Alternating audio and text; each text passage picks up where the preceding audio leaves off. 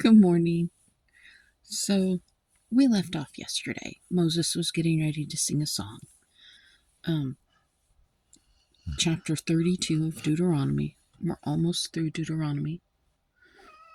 I guess I should have waited. Hold on just a moment, please. Okay, sorry. Little bit dealt with there. We were just getting ready to go back to chapter 32. We are almost at the end of Deuteronomy. However, I do not think we will make it out of it today. It is 34 books, and we are on chapter 32. It's 34 chapters, and we're on 32. But this could take a minute.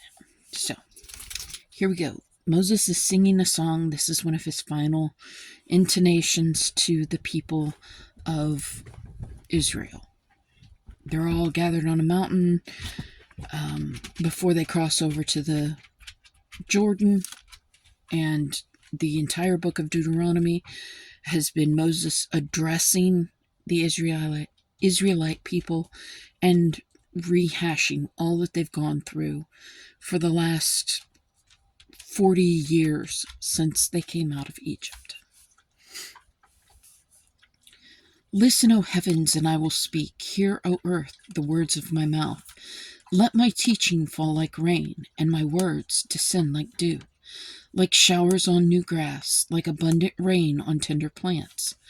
I will proclaim the name of the Lord. O praise the greatness of our God. He is the rock. His works are perfect, and all his ways are just. A faithful God who does no wrong, upright and just is he. They have acted corruptly toward him. To their shame, they are no longer his children, but a warped and crooked generation. Is this the way you repay the Lord, O foolish and unwise people? Is he not your Father, your Creator, who made you and formed you? Remember the days of old. Consider the generations long past. Ask your father, and he will tell you, your elders, and they will explain to you. When the Most High gave the nations their inheritance, when he divided all mankind, he set up boundaries for the peoples, according to the number of the sons of Israel. For the Lord's portion is his people. Jacob has allotted inheritance. Jacob his allotted inheritance. In a desert land he found him, in a barren and howling waste. He shielded him and cared for him. He guarded him as the apple of his eye, like an eagle that stirs up its nest and hovers over its young, that spreads its wings to catch them and carries them on its pinions. The Lord alone led him. No foreign god was with him. Okay. He made him ride on the heights of the land and fed him with the fruit of the fields. He nourished him with honey from the rock and with oil from the flinty crag, with curds and milk from herd and flock, and with fattened lambs and goats, with choice rams of Bashan, and the finest kernels of wheat. You drank the foaming blood of the grape. Jeshurun grew fat and kicked, filled with food. He became heavy and sleek. He abandoned the God who made him, and rejected the rock, his Savior. They made him jealous with their foreign gods and angered him with their detestable idols. They sacrificed to demons which are not God, gods they had not known, gods that recently appeared, gods your fathers did not fear. You deserted the rock who fathered you. You forgot the God who gave you birth. The Lord saw this and rejected them, because he was angered by his sons and daughters. I will hide my face from them, he said, and see what their end will be. For they are a perverse generation, children who are unfaithful. They made me jealous by what is no God. They made me jealous by what is no God and angered me with their worthless idols. I will make them envious by those who are not a people. I will make them angry by a nation that has no understanding. For a fire has been kindled by my wrath, one that burns to the realm of death below. It will devour the earth and its harvests, and set afire the foundations of the mountains. I will heap calamities upon them, and spin my arrows against them. I will send wasting famine against them, consuming pestilence and deadly plague. I will send against them the fangs of wild beasts, the venom of vipers that glide in the dust. In the street the sword will make them childless. In their homes terror will reign. Young men and young women will perish, infants and gray-haired men. I said I would scatter them and blot out their memory from mankind, but I dreaded the taunt of the enemy, lest the adversary misunderstand and say, "Our hand has triumphed. The Lord has not done all this." They are a nation without sense. There is no discernment in them. If only they were wise and would understand this and discern what their end will be. How could one man chase 1,000, or two put 10,000 to flight, unless their rock had sold them, unless the Lord had given them up? For their rock is not like our rock, as even our enemies concede. Their vine comes from the vine of Sodom, and from the fields of Gomorrah. Their grapes are filled with poison, and their clusters with bitterness. Their wine is the venom of serpents, the deadly poison of cobras. Have I not kept this in reserve, and sealed it in my vaults? It is mine to avenge. I will repay. In due time their foot will slip.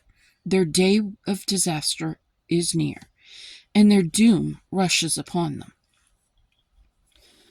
The Lord will judge his people and have compassion on his servants. When he sees their strength is gone, and no one is left, slave or free, he will say, "Now, where are their gods, the rock they took refuge in? The gods who ate the fat of their sacrifices and drank the wine of their drink offerings. Let them rise up to help you. Let them give you shelter. See now that I myself am he. There is no God besides me. I put to death and I bring to life. I have wounded and I will heal, and no one can deliver out of my hand. I lift my hand to heaven and declare, as surely as I live forever, when I sharpen my flashing sword and my hand grasps it in judgment, I will take vengeance on my adversaries and repay those who hate me. I will make my arrows drunk with blood, while my sword devours flesh, the blood of the slain and the captives, the heads of the enemy leaders. Rejoice, O nations, with his people, for he will avenge the blood of his servants. He will take vengeance on his enemies and make atonement for his land and people. So that's kind of dark. Basically, we've been through this. It's God saying, if you're not going to serve me, then you've become my enemy. And once again, this idea of a benign, grandfatherly figure hanging over all the world, over the whole universe, does not exist. Recognize that you don't serve a benign God. You serve a God that is loving and compassionate and will reap mercies upon your head. They will just rain down upon you like a flood. When you honor God, when you confess God's goodness, even in your worst of times, confess God's goodness, and God will rain mercies and love down upon you. However, if you defile God's name, if you do not believe the greatness of God, if you... My cat's on the cabinet. If you instead turn away from God and you worship other things, again, wealth, fame, if you're a narcissistic person and you truly believe that you are self-made, then you are not honoring God. You're not only not honoring those that helped you get to where you are with either a kind word or finances that benefited you, but you're not honoring God, because you're not honoring the graces and things that led to you being able to be where you are. And the truth is, no one is ever self-made. I've said that before. No one is self-made. Elon Musk didn't create Tesla. He bought Tesla. He was never destitute or poor. He was middle class, at least. His family actually owned stakes in an emerald mine. And that contributed to his being able to get into a startup. And he came to America and was here illegally. Worked here illegally to start with. He was not a U.S. citizen. He was as everyone else seeking asylum in our borders. He was as any other migrant that wanted to come here for the freedoms and beauties that we were fortunate enough to be born into.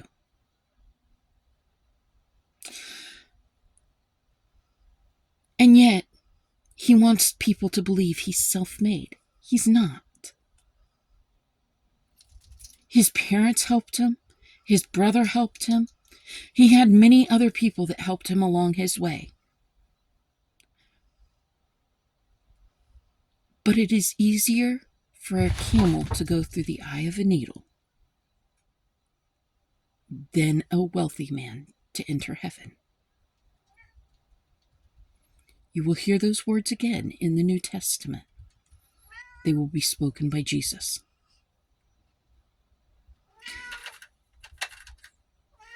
Because the wealthy put so much of their faith in their money, so much of their faith in being able to do it themselves,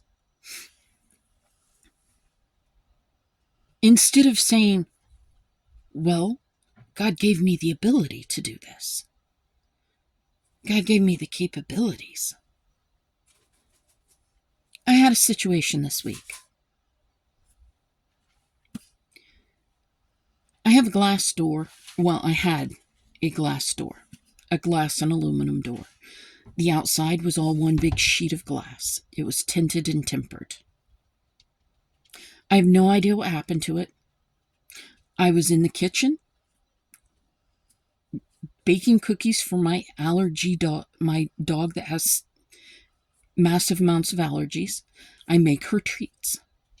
I was baking those while this happened. I heard this massive bang against my door.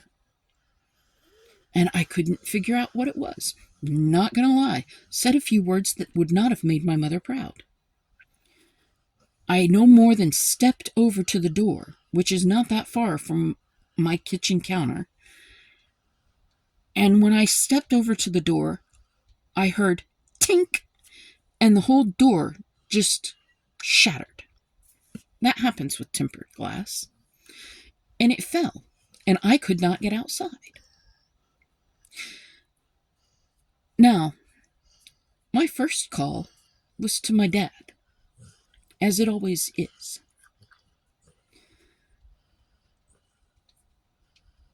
Not because I knew he could fix it. I knew he had the materials and the tools and the know-how. He taught me how. And the fact is God gave me the right dad to be able to live my life, because my dad brought me up that there was nothing that I couldn't do. My mom and dad both taught me there was nothing I was not capable of.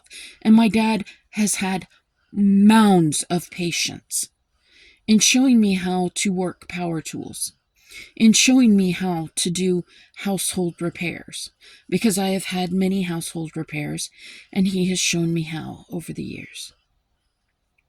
And he's been very patient. And that is a gift from God. God knew what I would need to get through this life, and God provided through the hands of my dad.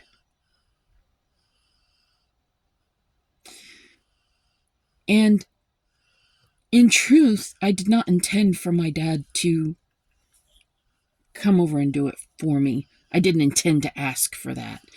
What I intended to ask for was the tools and the material. Because I didn't, at that point in time, my brain was not functioning. That's a big problem I have. When something immediately happens, my brain doesn't really function clearly. My first thought is, call my dad. He'll know how to fix it. It's going to be a very sad, cold day when I'm no longer able to call my dad.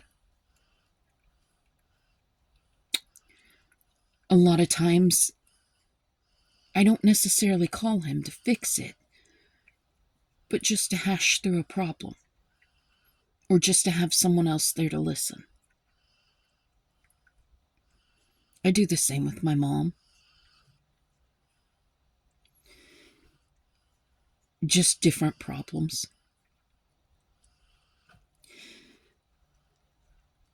And the reality is they're both of them there listening at the same time for both kinds of problems. My dad came over, took care of the door. I've got insurance. Insurance is at work. I'm going to have a new door replaced. It's not going to be glass. But see, I could look at it and I could say, oh, well, I had the money to take care of it. I had the insurance to take care of it. That's not God. Actually, it is. And here's how.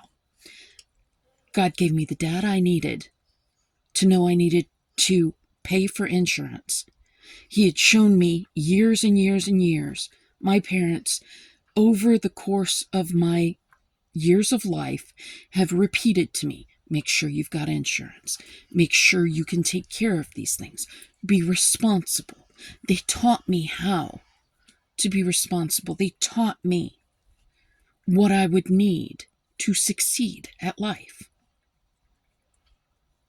And in doing so, when a problem came up, not only were they there to listen to me as I tried to hash out what had happened, they also gave me the knowledge I needed to be able to deal with the issue. And because God gave me those as my parents, well, here we are. It would be easy for me to say, well, I knew who to call. I paid for the insurance. I knew how to take care of it. It'd be easy to not benefit, not glorify God through it. But see, it's the people that God puts in our lives that help us along our way and get us to where we need to be. It's the people that God gives us that love us, and that community that is built around us, that when we truly need something, we are glorifying God by using those capabilities and those lessons that were taught to us from those around us. Now, I will tell you, I am a fiercely independent individual.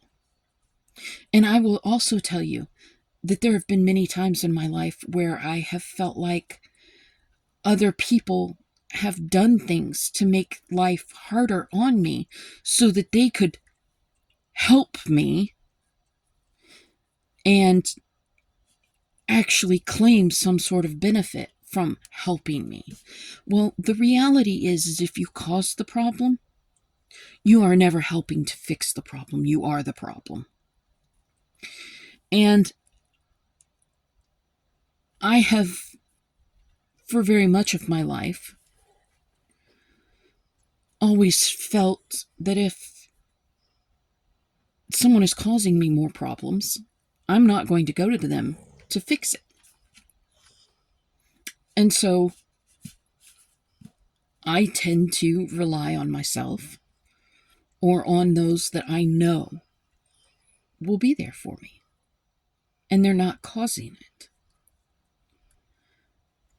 The reality is people use a lot of different things to gain some kind of recognition for themselves.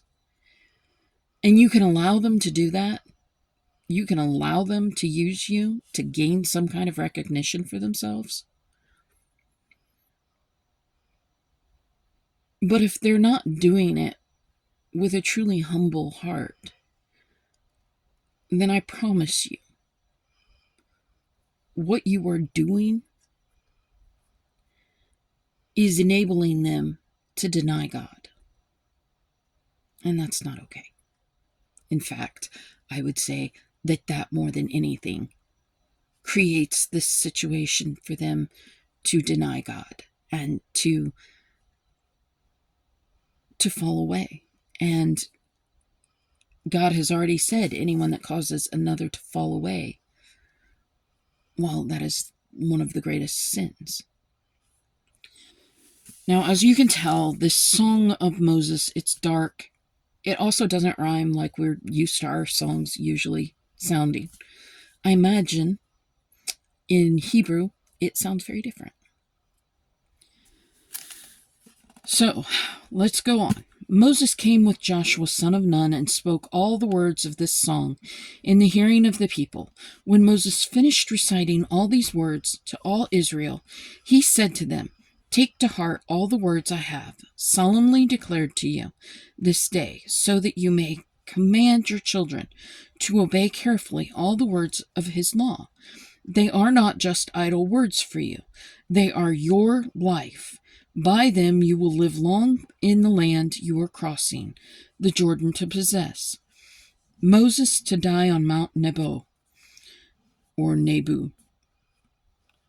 On that same day the Lord told Moses, "Go up in the Abiram range to Mount Nebo in Moab, across from Jericho, and view Canaan, the land I am giving the Israelites as their own possession. There on the mountain that you have climbed, you will die and be gathered to your people, just as your brother Aaron had died on Mount Hor and was gathered to his people. This is because both of you broke faith with me in the presence of the Israelites at the waters of Meribah Kadesh in the desert of Zin, and because you did not uphold my holiness among the Israelites. Therefore you will see the land only from a distance. You will not enter the land I am giving to the people of Israel." Okay, again, we're going to address this. The waters of Meribah. What Moses did, God told him to go down and speak to the rock, and water would flow. Moses went down and hit the rock with his staff, and the water flowed, because God is a good God, and God's still going to flow water. to take care of his people.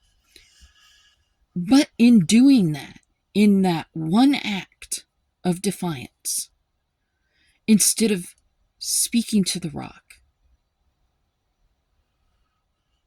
Moses gave the Israelites the opportunity to turn away from God by saying, "Oh, look, all he does is hit the rock and it flows with water. Moses is great."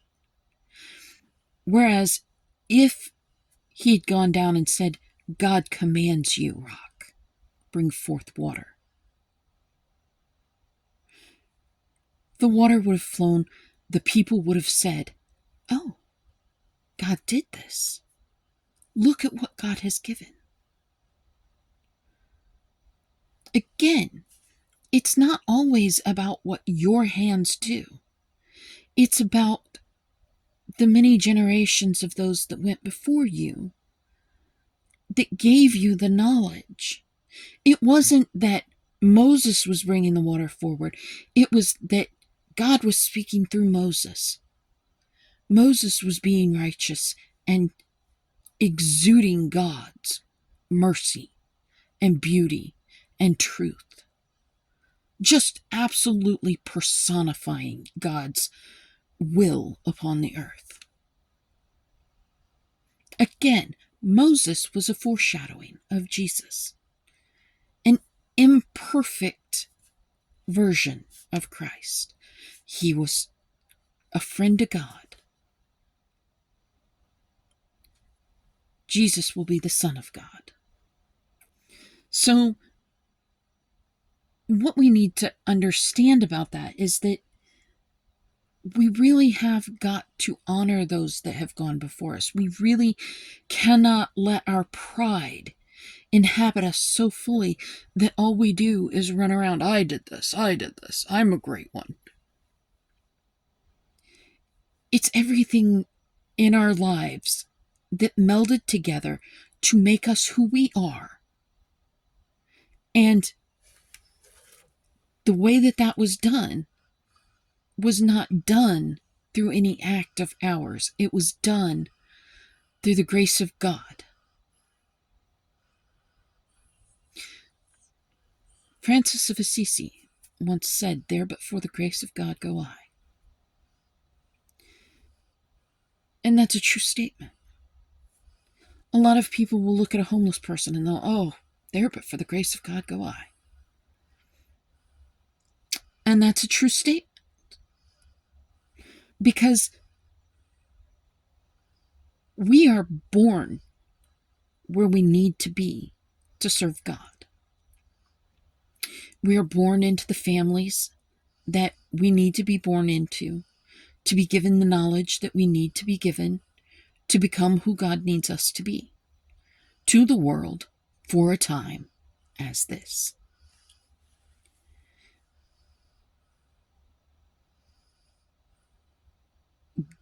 I often used to say that I felt like I was born in the wrong time because I knew I could get by without electricity and running water. And, I thought colonial times were, wow, that's pretty amazing. And then in my life, I went to a third world nation and I lived without electricity, without running water, and among a people that were just developing. And I got to tell you, it was amazing, incredible, a profound opportunity that began to truly make me who I am. I have to afford all of the people that lived in my village, that I interacted with on a day-to-day basis, all of the students that I had that I taught in a vocational school. I have to afford them a certain amount of I don't know the word I'm looking for. But just by their existence, they helped to make me who I am. That's why we are never self-made. That's why we should not become that narcissistic as to believe we're self-made. Don't forget that God knows who you need to be. So God knows who you need to be around and with.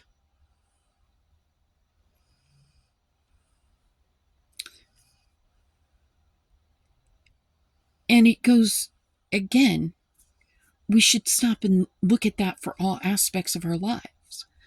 I'm not married. The reason I am not married is because I do truly, at this point in my life, believe that God set me apart to serve God. And the reality is that had I gotten married, anyone that I would have been married to, any man that I would have married, would have been a massive hindrance and bound barrier between me and God. And God didn't want that barrier. So God did not let me marry. And I am grateful for it. Now, I will tell you that there are those of you that marry and wind up getting divorced. And marry and wind up getting divorced. And I'll tell you why. It's because in today, we don't recognize God moving within us. And we follow a little bit too much along the physical lines. If we have a physical response to someone, which we know there are chemicals within the brain. Again, we go back to science and biology, and we know that there are chemicals within the brain that interact with the chemicals within others. And we orient towards those individuals a little bit more. And a lot of times respond to them physically far more. That does not mean that that is the individual that we need to be married to. Just because you respond to them physically does not mean that that is necessarily the individual that you need to be married to. I'm not saying it's not who you need to be married to. That's between you, them, and God. I am saying, though, if there's not a spiritual connection there as much as a physical connection there, then you're probably not going to last very long. I have had people tell me that they couldn't possibly marry someone without having great sex.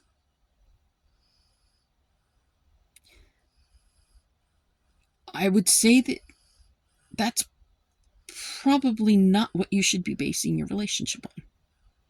Sex is a physical act of the body. It's not even a priority physical act of the body. You can live without it. You can't live without breathing. And when the sex is done, that person still has to be able to talk to you. You still have to be able to have a conversation with them. Unless you're talking about a one-night stand. But not what you want to base a marriage on. Just say it. Think about it.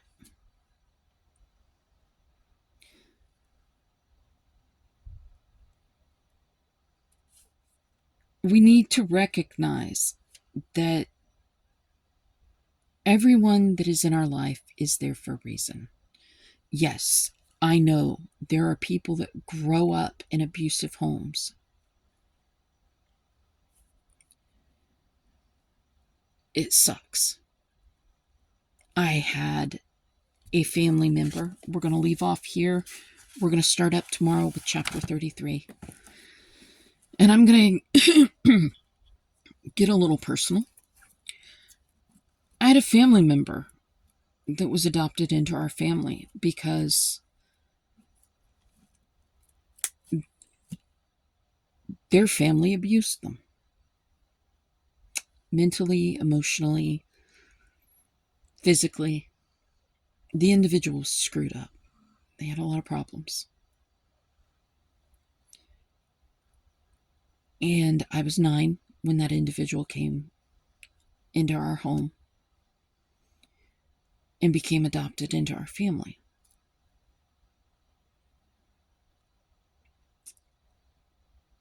The individual had a lot of problems.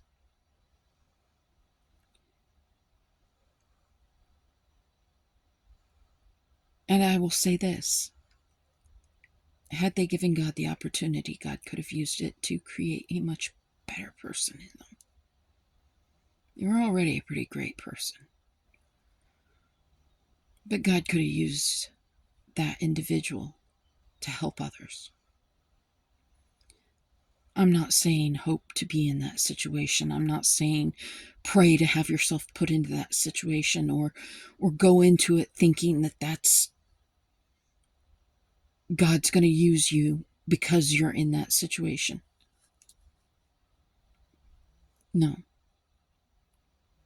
What I'm saying is that if you allow yourself to look at your situations through God's eyes, you can grow from it.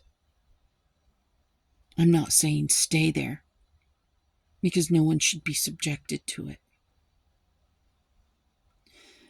I will also say this: there are those in this world that suffer to teach the rest of the world. There are those that are homeless to teach those that are not homeless how to care and how to be God to the rest of the world. We should not go around bragging about all the greatness that we do. If we go and we take someone from a homeless situation and we help them, then that should not become a, oh, hey, look at what I'm doing moment. No. Don't put it on camera. Don't brag to the world on Facebook or Threads or whatever social media you do. Don't demean the person by showing them in such a terrible state.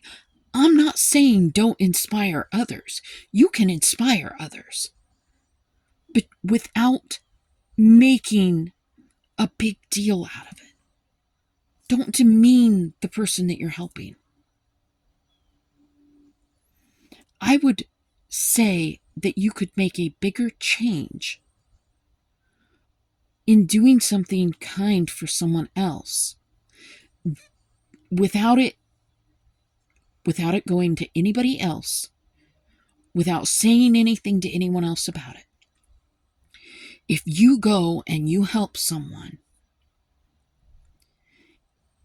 I would say that you have just made a massive change.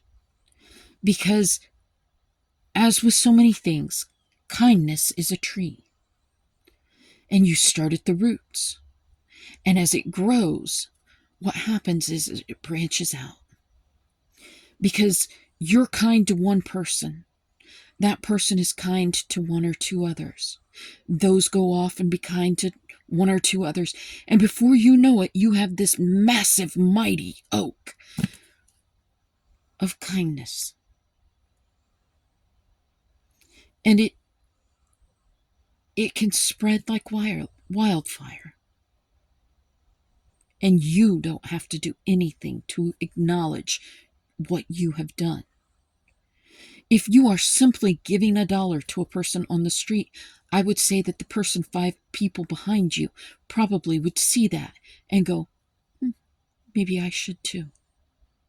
You smile at a person that looks like they have just had a really terrible day. You may not have just made their day, but you may have made the day of the person that they're getting ready to meet. Because instead of going at that other person with a sour face, the person you smiled at may actually begin to smile. I'm Just saying, you don't know what will happen with your act of kindness, but you will know it will grow. You may not know how it will grow, but you know it will grow. And you don't have to do anything to have praises lauded upon you for doing an act of kindness. Do it because it needs done. Don't do it because you want recognition. Those that are continually seeking recognition are seeking some way of bolstering themselves up. They're eventually going to come out with the phrase, I'm self-made. And they will be wrong.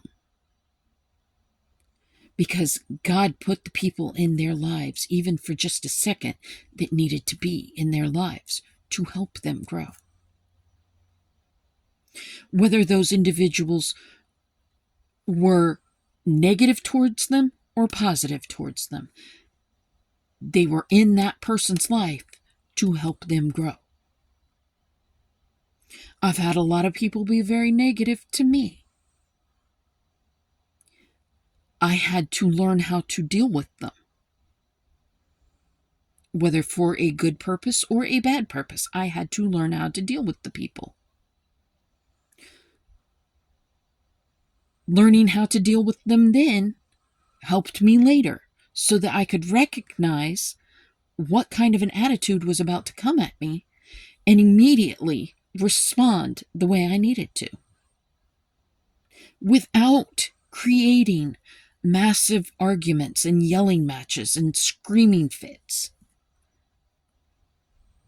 In a responsible, thoughtful manner, I was able to respond to them.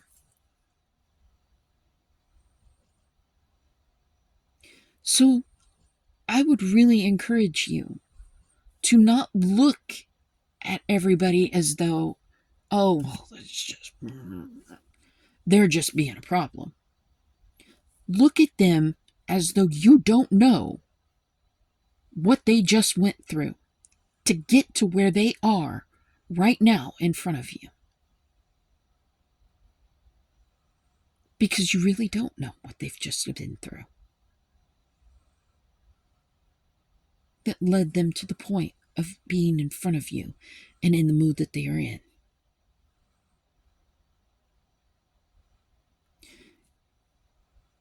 Don't allow others to fall into this trap of I'm self-made. Cut that off. Tell them, really? So you don't have parents? There are ways of doing it. But don't allow them to fall into that trap. I'm not saying smother their face in God. God will be God, and God will bring forth those that God wants to be. But God uses you as hands and feet to bring them forth. Allow God to use you.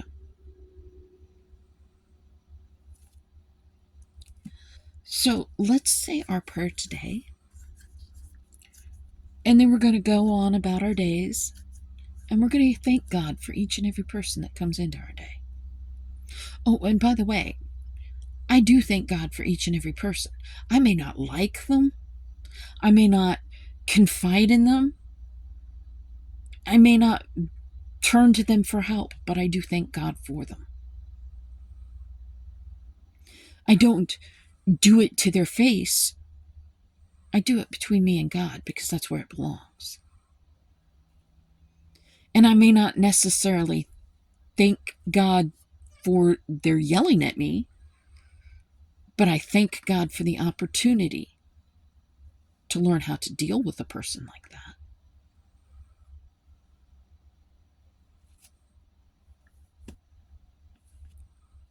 It's all in who you want to be. Do you want to serve God? Or do you want to be self-made? God, my holy, mighty, loving, merciful Father, take my hand and lead me through this day, God. Guide us with your graces and your mercies and your love. Bless us with your hand of protection. Show us this day who you need us to learn from, God. Teach us what you need us to learn from each and every person that comes our way. And help us to be kind to ourselves and to others, that we might glorify you and honor you. God, let us give this day back to you as an offering of praise, and let us live it to glorify you. And please, Lord God, let our minds become your mind, that we would think of others as you think of them, and that we would continually dwell upon the thoughts that you would have us dwell upon. Let our ears become your ears, that we might continually hear your words of truth and mercy, no matter what words are actually spoken. Let our eyes become your eyes, that we would see you in everyone, and that we would see others as you would have us see them. Let our hands become your hands, that we might continually be working to build your kingdom, giving to those that need, housing the homeless, loving the loveless, strengthening the weak. Help us to build your kingdom, God. Let our feet become your feet, that they would be continually on your path of righteousness, so that when others follow us, they would be following you. And God, my holy, mighty God, let my heart become your heart, that I might love others as you love them, and that what breaks your heart would break mine. And let our spirit become your spirit today, God, that we might have a spirit of wisdom and discernment, that we might see you in each and every person and respond to them as you would have us do. We ask it all in your holiest and mightiest, most glorious name, Jesus. We say amen. That's all I got for you today. Go about your day. Enjoy it. Have fun in it. Love God in it. Be kind to yourself and others. Have a great day.